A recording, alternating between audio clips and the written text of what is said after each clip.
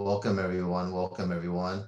As you probably know by now, for the people who have been following, I am Albert, CEO of Bitcoin Startup Lab. Today we're joined by our guest, Domo. But before we jump into that, I'd like to welcome everyone to the Who's Who and the Founder's Journey into Bitcoin interview series, where we have selected 30 top innovators and contributors in the Bitcoin space. The reason why we've come together as a community to do this is to celebrate innovative and significant achievements on Bitcoin so that we reinforce and grow the innovation culture on Bitcoin. Significant achievements on Bitcoin are things that were done for the first time ever or setting new records to push forward the innovation frontier on Bitcoin. And this show is brought to you by the Bitcoin Startup Lab. We are a top pre-accelerator in the Bitcoin ecosystem. We help you turn your ideas into investment-worthy Bitcoin startups. And a big shout out to BTC Inc., parent company of Bitcoin Magazine, the top media on Bitcoin, and CryptoSlate, a crypto-agnostic media platform that brings the latest happenings on Bitcoin to the rest of the crypto world. And of course, a big thank you to all the teams and all the guest speakers that have come together to make this show possible and accelerate the advent of the Bitcoin economy. And so let's turn our attention back to Domo here. Domo, thanks so much for joining us. Hey, Albert, good to be here. Thanks for having me. Yeah, this is going to be exciting. A lot of people are super interested in your creator's origin story, right? Like let's like roughly speaking, let's cut up this next hour and 20 minutes left here into 3 parts. One, like what you were doing before, right? You created BRC20. It'd be very interesting to see what you were doing before and how you got to Bitcoin. And then the second chunk, we'll talk about BRC20, how you created it, and how you see people can come together to collaborate and innovate BRC20 and bring it forward, right? And then the third part, let's save some time for the audience to ask some questions. So in the audience, guys, the third leg, right? Like think about if there's anything that piques your interest during the first 2 parts, get those questions ready and we're going to make it interactive, right? So let's start from the top, Domo. When did you start? What was your first entrepreneurial or what was like innovative thing that you did that you could think of? You know, you can even go back before university, right? What's like what were the early signs of that you could think about in your own life that you sort of knew that you had like a passion for creation? I guess if we're going way back, and I interacted with a tweet yesterday, is I think my first entrepreneurial exploits were probably in a game called RuneScape. It's where I learned a lot of the tricks of the trade in crypto. And I think one of the things I would do in that game was whenever there was a new content really released, I'd rush to learn it really well and then try and like corner the market there. So I remember one specific instance, there was a Goblin City released. I rushed the quest and I started selling frog leather to people. And I think that fortunately translates quite well to crypto. And I think I learned that in 2021 NFT bull market is a lot of learnings I've had from games like that translate very well to crypto, both just kind of market awareness, but also scammer awareness, because that game was full of scammers as well. So I think if we're going way back, that was probably my first entrepreneurial effort. Mm-hmm. When you say way back, what year was this? Oh, I don't know, probably like 2005, 2006 kind of era. Okay. Yeah. All right. And were you like, what was this? Were you in high school, university? No, I was like probably like 10 or something like that then. 10 or Wow. 11. So okay, so you're quite like precocious. Like at 10, you're already your first side hustle online selling frog skins. Did I understand that correctly? Yeah. Well, Cool. for digital coins, which is not so far different from crypto, right? So Yeah. Well, okay. So, right. So did those digital coins like convert to fiat, or was it just like in-game play trading other yeah, stuff? I mean, there was an illicit black market full of that. And people would buy rare items for real money and sell in-game money for real money as well. So I didn't participate with that aspect, but again, there's a massive translation between that and crypto and NFTs. Well, that's cool. That's so awesome. When you're 10, you started doing this, and then let's move forward.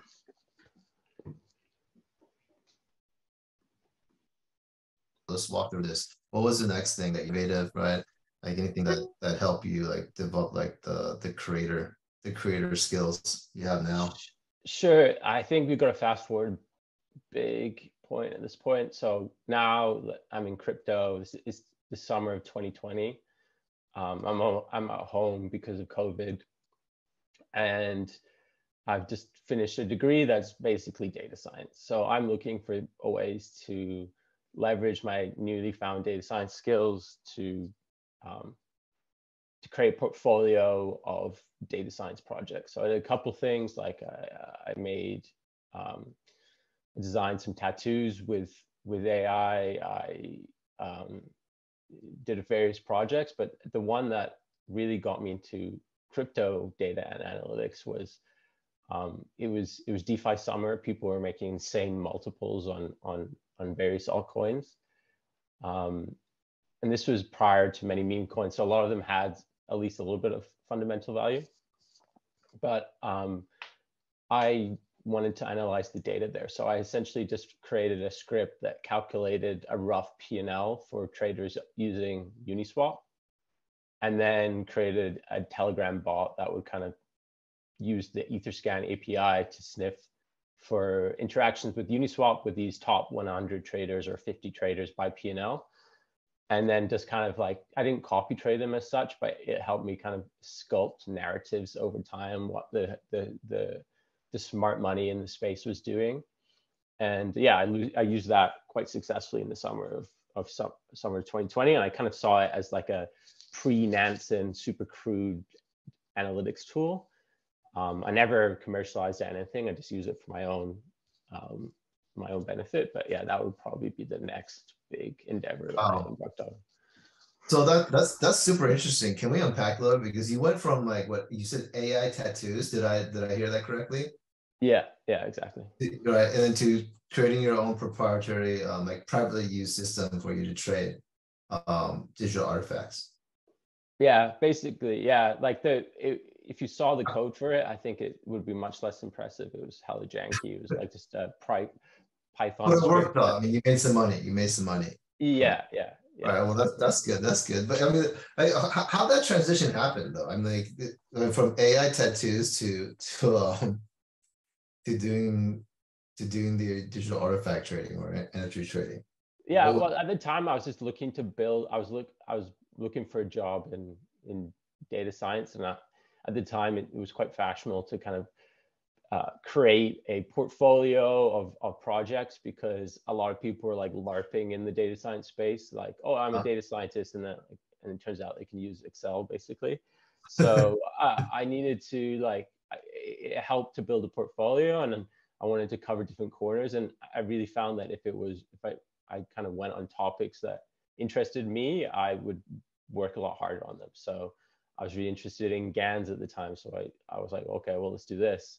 And then I went to, and then crypto, and the DeFi summer started taking off. I was like, well, there's an opportunity here to combine both my passions, because I've been in crypto for a couple of years at this point. And as a data scientist, like crypto data is like a joy to work with, because you don't need to do any of the data cleaning that you have to do in other data sets, because in order to get it onto the chain, it has to be in the required format anyways. So it's just, you get to do the fun part of data science, which is like the data analytics and insight generation, once you can kind of unparse the logic in that. And for Uniswap v2, it was quite easy to unparse it.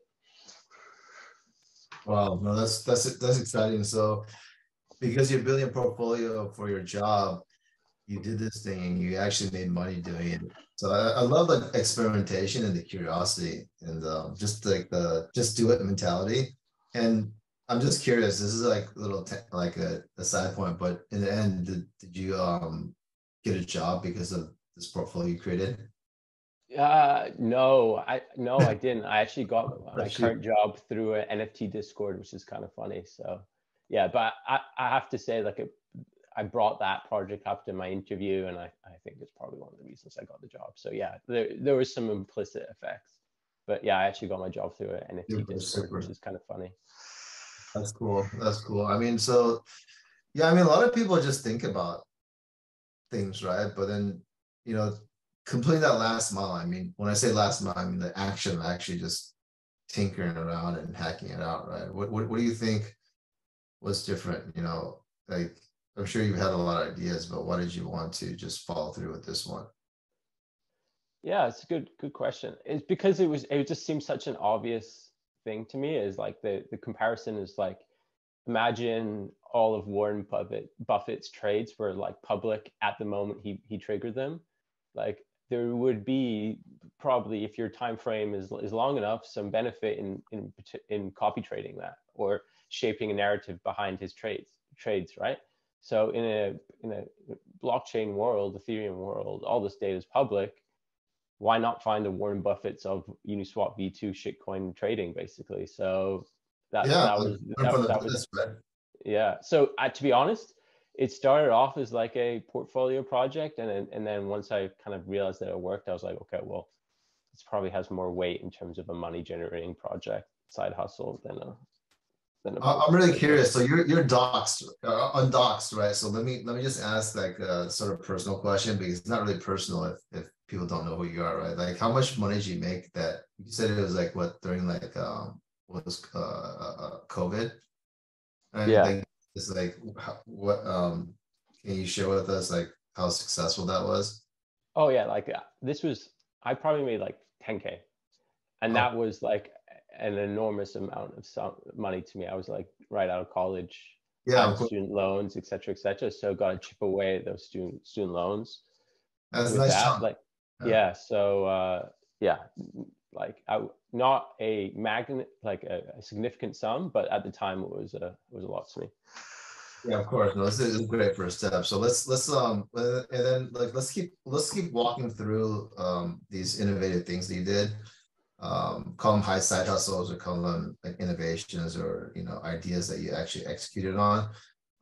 Like what was the next one before you created ERC20? Yeah, good question. What was my next one? My next one was probably I would say an NFT summer of 2021.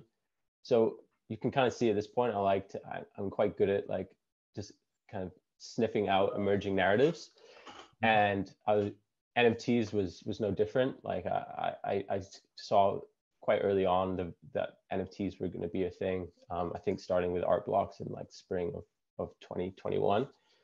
And I wouldn't say this is innovative or any tooling, but my edge in that season was just to do everything I can to get an incremental edge over the competition. So things like learning how to mint from contract very quickly, or setting up a custom RPC so you can get your transaction index faster than everyone else, or minting from mobile because it connects, you have to click less buttons, etc., etc.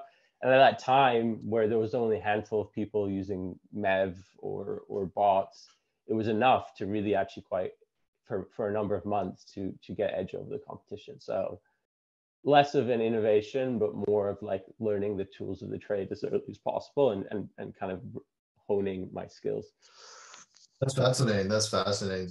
Let me ask you a question because I'm sure everyone's also curious listening crowd. You talked about um, by now you had this knack for sniffing out like emerging narratives, right?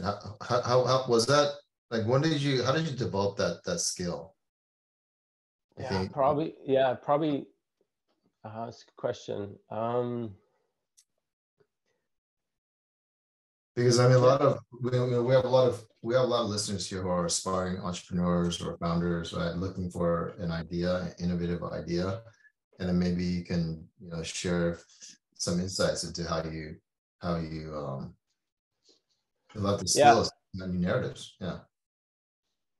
yeah. I think maybe the DeFi summer one like was a bit of dumb luck. I think the most important thing is curating your information pipeline.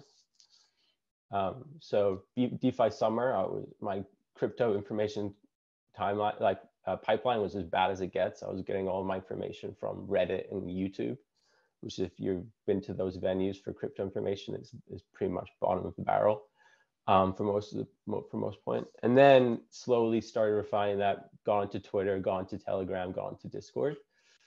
And I think if you curate that profile with people smarter than yourself, really identify people that can kind of observe trends as they emerge, and as something gets noisier and noisier, you can kind of almost feel the energy in the information pipeline. And this definitely was the case in NFT summer, and then also with ordinals. I saw people I respect saying, there's something here, and then one day I was like, okay, I'm going to buy a node and set it up. So yeah, I would say really refine your information pipeline, and cut the noise, and really try and hone in on the signal. That's brilliant. That is a brilliant piece of insight. It's sort of like, I think the common wisdom is like, say, we're the product of the 5 people we hang out around, right? So it's really important to hang out with people smarter than us, right? Because we become the average of that. But you've like taken that a step further, and we're talking about curating information, because in a sense, the information we read is sort of like hanging out with people, right? And like, thanks so much for those tips. Like you went from, I think this is super important for every single founder or people who want to innovate things, is really getting like the basically leading edge or frontier information, right? News from the front. Yeah. So like going from YouTube, right? And was it Reddit? Was bottom barrel, and you worked your way up. You found like higher quality was on Twitter and Discord, but of course you still had to filter through it, right? Until you found those people who really are trailblazing, right? And they're willing to share it. I mean, that information is so gold. And and I would say that like it's information both from like a social point of view, so like we're talking Twitter, Discord, Telegram, but then the evolution of my kind of chain sleuthing as an information acquisition strategy is like, I started with this Nansen crude whatever tracking Uniswap P&L people. That obviously faded as a strategy over time. But as I move more into NFTs, you can again kind of calculate a rough P&L of traders, see who's the best in the space, follow alpha groups where you know that there's going to be information, strong information and signal, and basically just track their wallets. So I think that's the other side of my information flow. So part of it's social, but then the other part is just on chain, and then setting up the tools to track that by Discord bots and whatnot. Super. I hope everyone in the crowd is paying attention, because these strategies are highly effective, and in a very short amount of time, right? It's sort of like you get fast forward, skip the queue, jump to the front of innovation, and like you said, it's on social. So you also sort of you don't just get the information, but you also get to see how the rest of the netizens, so to speak, are reacting to it, right? Yeah, totally. Yeah, so that's brilliant. Thanks so much for sharing that. I really hope some people use that. I hope everyone uses that actually to get to the front of whatever you want to build. Okay, super. So this is, now we're at what, at 2021, right? Yeah. Okay, and what was the next thing? Because we're getting very close to when you invented or created the BRC20 protocol. Sure. So I think 2020, actually at this point, I wish I discovered it earlier, but I've not discovered Dune yet. I was doing a lot of my analytics by using like the Etherscan API, or like I forget what it's called, but there's like an open source like package in Python for Ethereum ETL kind of to do a lot of my analysis, but eventually found Dune and started really hammering away at that. Again, I wasn't really trying to build an audience at that point. I was just building tools that could give me edge and information that others might not have, because in the NFTs, like you're like it's not a particularly sophisticated counterparty that or community that you're trading within. So you can be pretty sure that you may be the only one or a select few of people that are acquiring that kind of information, especially if you're creating your own bespoke metrics. So that's why I use Dune use it for a couple dashboards to create kind of tracking for DAOs I was part of. But yeah, mainly for kind of guiding my own trading activity. Like I'll use one example for something like a bespoke metric. So like the Trump NFTs that came out in like November 2022 or something, December 2022. There was an option to mint by credit card, and if you looked at the flow, like the asset flow in that pipeline, that money pipeline, you could see that if you bought with a credit card, they dropped the Polygon NFT into like a very weird wallet that I've never heard of before. It was like their custodial partner or non-custodial partner, basically, and you could pretty much like assume that anyone that was using that flow was not crypto native. So my idea here was, okay, well, let's track what percentage of the mints or the people minting are using the credit card flow, because then the next assumption is, well, that's kind of at least dead supply for a number of weeks, because in order to sell an NFT, you need to do a transaction in order to list it on a marketplace to give spend permissions to the marketplace. So the flow to set up a wallet is basically, they would have to recover the wallet to MetaMask, set up a Coinbase account, send money to Coinbase, buy Polygon, withdraw Matic, learn how to use a non-custodial wallet, list the NFT, sell the NFT, and you could assume with pretty high confidence that was not going to occur within like at the very least a week. So there was like a dead supply share. So the particular metric I was looking at is what percentage of the NFTs that were minted were done through this credit card custodial experience. And like the crazy thing was, it was like 85% of the NFTs were super Trump fans that never used crypto before. So the actual circulating supply was around 15%, which was like a massive insight, right? And like made me go very heavily into this project. So just I'm kind of dragging on, but just like I'm explaining one of the particular instances where this was particularly beneficial to my trades. Yeah, super cool, super cool. So this is what, end of what, 2022? Yeah. All right. So this is getting really close because Casey made the big announcement, January 20th-ish, right? And it started taking off. And I think BRC20 is like hit the scene. Was it in March? Help me with the dates here. Yeah, like March 8th or something. Whoa, so it was like a month and a half later and you had already launched this. It's like what so can you like give like the high level how you transitioned from basically Trump NFTs to ordinals and then BRC20? Like what was like how did you pick up on this new narrative so fast? Sure, I guess it's kind of coincidental. It's just for safe measure. I mean, I'm sure people are curious. Yeah, so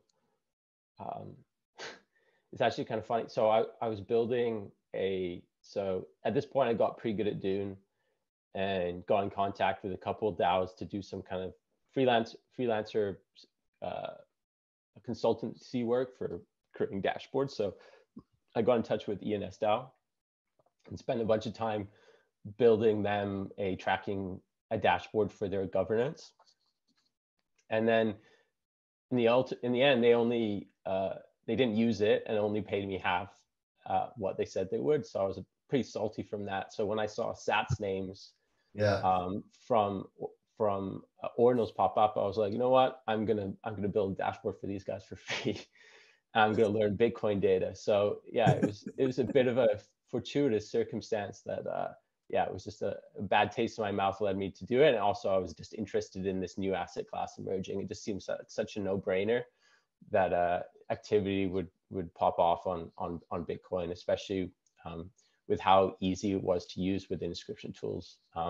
So got on early, started inscribing around like early 10K. That was my first inscription. Found Sats names, found it really interesting. Kind of like you already, like if the way I think about ordinals is you have kind of logic jumps or assumptions that go beyond Bitcoin. And the first jump we have is the ordinal theory.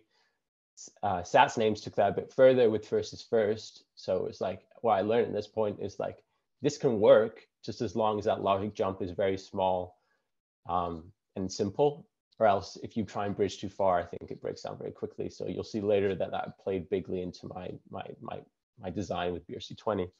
But yeah, at this point, yeah, I made a dashboard for Sats names. That helped me understand how to parse Bitcoin data. I'd never worked with Bitcoin data in Dune before, so learned how to do that. Next one was the Ordinals Marketplace. That was a massive success and kind of gave me a platform within the Ordinal community. At this point, I had like 500 followers, and I think I like doubled or tripled my follower count with that. So I had a heavy Ordinals following. And I think that's still a very popular dashboard to this day. And then maybe a week or two after I launched that, I think Sats names guys made a tweet saying, hey, like there is 1 million startups that could be created through JSON on Bitcoin. Like we just took that, like we just pioneered this kind of JSON script in an inscription, but like there's plenty of other things. And then another tweet from Red from Crypto kind of hinting towards like fungibility could be possible. And I fixated on that for a couple of days and created a Dune dashboard demo to kind of do a proof of concept and then release my Gitbook a day later. So yeah, really didn't put too much time in it, but just my learnings from Sats names and a few others was to keep it as simple as possible and as accessible as possible. So you have to be able to inscribe it by inscription tool. I think its two main success points is ease of access and simplicity. Ease of access and simplicity. Wow. So the things like move really fast. Let me unpack that because I heard like, okay, so you learned Dune analytics, and before you're mainly doing what stuff on Ethereum or yeah, not Bitcoin basically, right? And yeah. then because of ordinals, you started learning the analytics or using Dune for the Bitcoin analytics.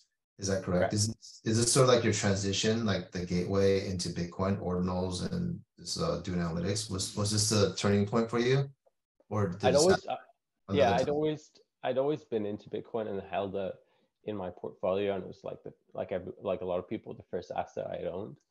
But yeah, I just was interested in the things you could do with Ethereum, and for a long time that just wasn't possible on Bitcoin. And as soon as it was possible on Bitcoin, it was just like such a no-brainer. Like I think people like the timing was kind of funny because it was like I'm quite into the NFT community, and it was a month or two after there was this big Canto. I don't know if you're familiar with that chain NFT boom, and people were equating ordinals and inscriptions to like the Canto NFT flash in the pan, but like it was just so clear to me that wasn't the case. Like this is Bitcoin we're talking about here. There's actually some really interesting innovation, and we can really do a lot more things and open up the mandate for Bitcoin. So yeah, that's what excited me and took me back over. So yeah, no, I completely agree with you. But let's from your point of view, why is it a no-brainer? You know, for this stuff to like switching over to Bitcoin. Yeah, like I mean, the most obvious is the permanence. I like in the past, I've created I think when I first got into NFTs, I created a OpenSea shared storefront collection just for fun, just to test around. And that, like, not even 2 years on, they've already deleted the images that those tokens point to, right? So if it took them 2 years to delete images, then like, geez, like, what hope is there for the majority of other NFTs? Sure, we have IPFS and Arweave and whatnot, but like, really, if we talk about permanence, there's really no second best to Bitcoin. So that's the clear one. And then just the idea of ordinal theory and just the simplicity of it, the FIFO elements, and just the ability to track and make sats like identifiable, really, as a data person, like was like, oh, this is cool. So I think it was like both a nerdy and kind of fundamental draw to me, to be honest. Thank you for sharing that. That's very insightful. And things like evolve quickly, right? Because again, like for some of you who are just jumping in right now, we're getting into the juicy part, because Domo was heavily into Ethereum, and then Ordinals hit, and because he's plugged in on social media and he is already following other industry leaders, it evolved very quickly. He did what you said, the SaaS name, and he did like some other experimentation, right? And then by March, do you say March 5th was this? I think 7th or 8th, I think. So, okay, March 7th, or okay, that's a lucky day. That's my wife's birthday, March 7th. Yeah. All right. And, but this is basically what, from January 20th, so like a month and roughly like a month and 2 weeks. That's like, and then so it like moved that fast, a month and 2 weeks. And then you got this from, you know, this accumulation, because you were doing different things, like it sort of culminated into like this moment of inspiration, and you just did it. Is that sort of like what happened here? Yeah. And it was just one of those things that was like, I've come up with I was really happy with the Ordinals marketplace dashboard that I created, because it was just amazing to me that you could make these like really simple heuristics to track each exchange, and the fact that no one had repeated transactions with the same inputs and outputs before like really interested me, and I think that had a lot of influence from BRC20. But yeah, like a week after that, by getting the inspiration that I mentioned before between SAS names and Redphone, I figured that BRC20 was possible. And I don't like, I remember saying to my girlfriend, I was like, okay, I've got a good idea here, but I'm going to be busy for the next day, basically. And just kind of put my head down after work and just chipped away at it for 2 days. One of those things where I just wanted to get it out as soon as possible. It was so simple. I just figured that if I worked on it more, I would kind of break that elegancy and try and overcomplicate things. So I made it as bare bones as possible, released it at like 10:30 p.m. my time, and went to bed. And woke up to chaos, basically. I think when I woke up, it was like 50% minted. I'd increased my follower count by like 2x or something. Wow. When you said 2x, what was that? From what to what? Like 1,000 to 2,000. Wow. Okay. So, okay, before we get into that chaos, you know, I'd like to double click into, you know, like I think a lot of, okay, there's a few things going on here, right? Because we have this hackathon going on, as many people know. By the way, you guys can sign up in the chat right there.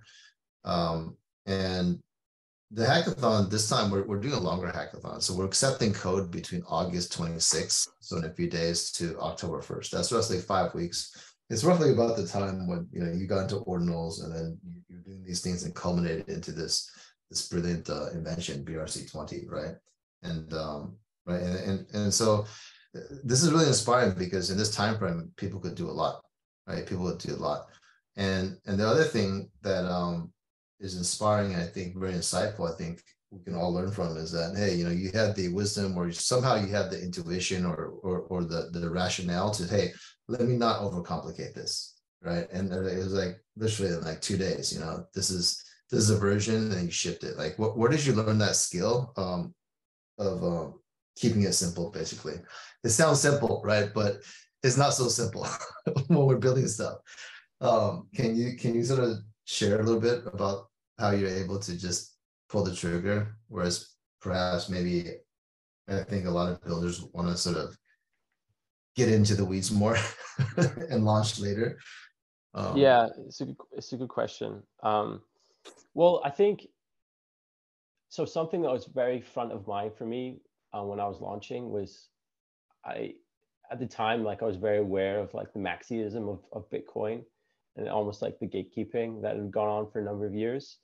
Uh-huh. And I knew, like, just given my background as typically Ethereum person, just with most of my content that I release by Twitter, that if I didn't respect kind of the fundamental values of Bitcoin, so that's things like fair launch, simplicity, open source, et cetera, that I would quickly be kind of attacked as like an outsider, because it was like very tribal, and still is to a certain extent. So I put a lot of effort into making it as fair as possible in the Bitcoin. So that's why you have that first is first, no team share kind of principles within the project itself.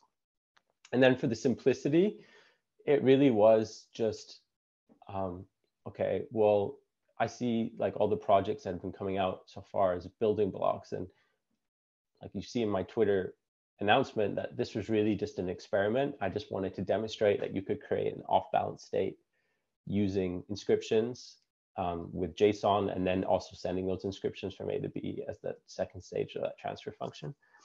And I thought that, okay, well, if this took off, maybe someone would incorporate some of my design principles and make a more, let's say, like complex solution. Whilst I didn't think I had the,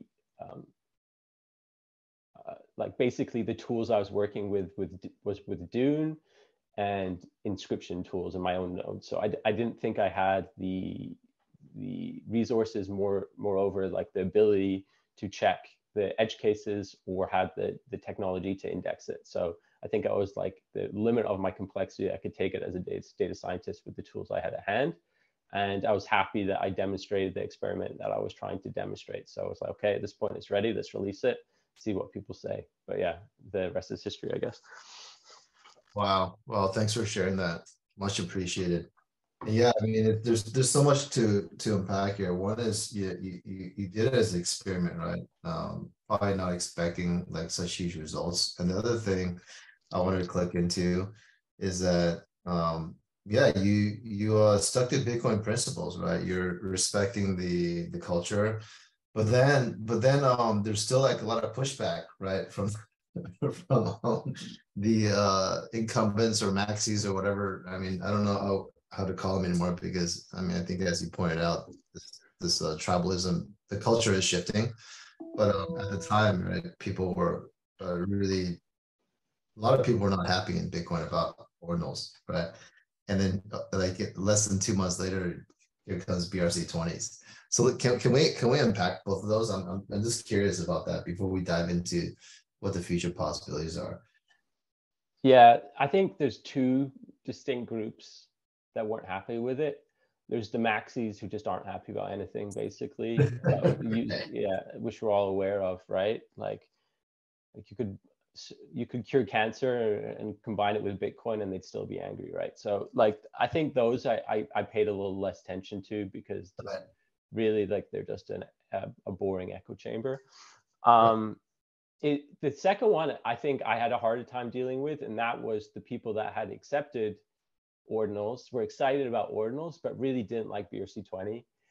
And I think like that was a bit harder for me, because a lot of the, like, these are the people I've been following for a couple months at this point and respected their opinions, and for them to just really like be disdained against BRC20, that was a bit harder pill to swallow. And I think in hindsight, the way I've distilled it down is, I think a lot of that was they saw BRC20 as a deeply unsuperior technical solution, compared to some other things that may be coming in the future or have been released in the past, right? And I think my comment to that is like they're entirely correct. Like, yeah, of course, yeah, this is the case, but the reason BRC20 succeeded is not because it's technically superior, it's because of its simplicity and ease of access, like I said earlier. And I don't think there had been a solution, or will be a solution in the near term, that has that ease of access. And that killer ease of access aspect, I would say, is the inscription tools that allow people to enter into this ecosystem without having any sort of complex setup, full node at home, or really knowing how to understand or write Bitcoin script. So I think that ease of access is really what distinguishes it from previous projects. Also timing, right? Like the timing was spectacular. Not that I intended it to be, but yeah, those three things I would say are the biggest contributors to success: ease of understanding, ease of access, and timing. Yeah, ease of access, ease of understanding, accessibility, timing. These are all super important. And now there's a huge following, right? There's people trading BRC20s. Even in our current cohort, we have people looking to launch BRC20 collections with additional utility. So it's you've also contributed to this Bitcoin renaissance, right? Ordinals started it, and you kept it going, and now there's basically a Cambrian explosion of ideas going on. So can you share, because we have a hackathon going on right now, right? And by the way, to all the listeners, if anyone participates and becomes a contestant in the hackathon, we do have a $50,000 prize pool. It's agnostic to any Bitcoin technology. So if you decide to innovate something with BRC20, you also have access to this $50,000 prize pool. This chunk is split up into two $5,000 prizes, one $10,000 prize, and one $30,000 prize. So it could be a game changer. It's a significant amount of cash that, in the right hands, you could turn your idea into an investment-worthy startup. Right. But with that said, Domo, what does the future hold for BRC20? What do you hope to people will innovate, at this hackathon and beyond? Let's can you give us some inspirations or some ideas on some categories or directions that people can use BRC20 to leverage it and create something innovative with it? Sure. Yeah, like just for like BRC20 since launch, I just want to make a comment that there's the reason that it's stayed as it, like in its the same state at launch as it is today, is because at the end of the day we rely upon social consensus indexing, a robust indexing group, right? So any just arbitrary change that I throw at the wall, it could be like, it could disrupt that social consensus, break down, create differing opinions amongst the indexers. So I've been very deliberate in the way that I'm hoping to update BRC20 in the future. And I think the solution to that is just to do it as transparently and as open as possible. So hopefully within the next month, there'll be some announcements regarding how I plan to do that. So just to give a teaser for BRC20. But at the end of the day, I still think those updates have to be quite limited. Like if you look at ERC20 as an analog, like it's not reasonable to expect like the ERC20 dev to implement complexity like Uniswap or Aave or Compound into the ERC20 standard itself. Like that's just an insane amount of complexity for what is meant to be just a token layer. The problem being is like, we don't have that smart contract functionality on Bitcoin. So how'd you get that complexity without introducing it into the token layer? And maintaining social consensus. And the way I see that is and I think Lorenzo talked about it from Unisat in a space earlier, is basically connectivity. So how can you make parallel standards all on layer 1 Bitcoin talk to one another? And I think there's a couple ways you can do that. I've talked about this before in terms of bridging, vaulting, or wrapping, or traditional ways of two systems communicating with one another that aren't directly composable. So I think there's a big future for that. Like if someone builds a very robust and as trust minimized as possible, and I think it's possible to be completely trustless in the future, way of creating that connectivity via, let's just call it a bridge.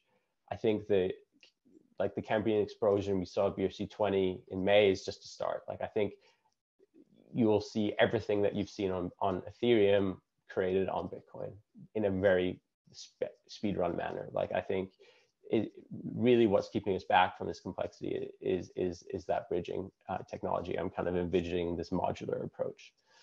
And then the other thing I would say, that if you're looking for a startup idea, is just the indexing side of things, right? Like there's such an, like there's this can't be an explosion I'm explaining, will heavily rely on indexing.